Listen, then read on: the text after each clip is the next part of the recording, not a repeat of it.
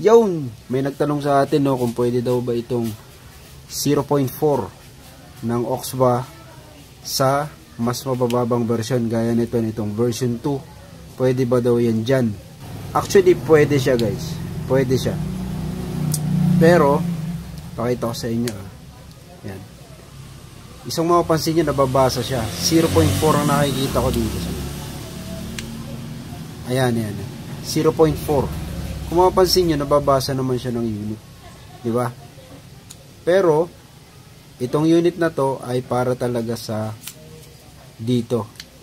Sa version 3. Bakit? Kasi ito, pumapasok ito guys sa 30 watts. Okay? Kasi, ang cartridge na 0.4 ay kakayanin niya yung 30 watts.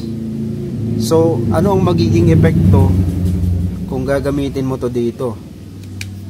Siyempre, ang isang mangyayari dyan is pwedeng malakas siya. Mas malakas siya kaysa dun sa 0.6 na dapat siya yung nakalagay dito. And meron nga palang 4 na version yan, diba? So, yung 4 na yon, 1.2, wala akong 1.2. Pero ganito rin itsura niya, mas maliit lang yung coil sa loob. 1.2 is 10 to 12 watts. Okay, so ipagpalagay na natin na ito yun. Then yung kasunod, 0.8, ito yun. 12 to 16 yun. So next, ito naman, 0.6, yun ay 20 to 25 watts. Itong 0.6. So, isang mapapansin nyo, sagad nito ay 25. So, pasok talaga siya dito. Ibig sabihin, kahit itodo ninyo yung wattage, okay lang kasi talagang para sa kanya yun, sagad niya yun. Pero ano mangyayari kapag itong 0.4 na ang sagad ay 30 watts inilagay nyo dito? Eh, marami mag-iisip dyan, okay lang naman yan kuya kasi hindi naman sasagad yung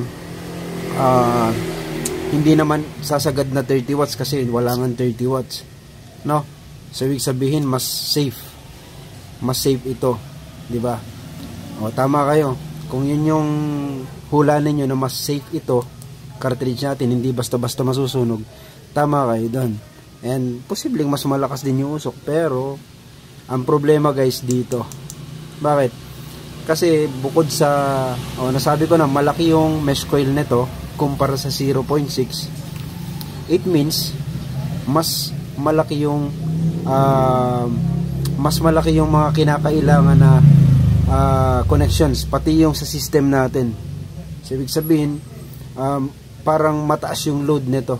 Kahit pa hanggang 25 lang ito, itong unit na to ay hindi ginawa para sa 0.4. Mas prone siya sa damage. Okay? Mas prone yung unit nyo sa damage kapag 0.4 ang inyong ginamit. Okay? Pero nasa inyo pa rin yan kung gusto ninyong gamitin siya. Ang advice ko lang, ang advice lang natin is pwede siguro ibaba nyo yung wattage neto. Okay?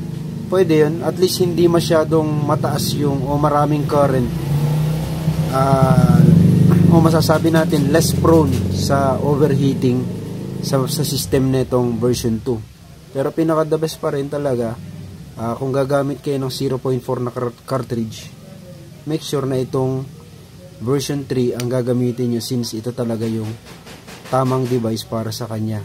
Okay, kasi nakabuilt ito at yung mga pyesa nito ay nakabuilt para dun sa ganong setting o ohms nitong cartridge. Okay, pero pwede, gumagana siya. Kitams.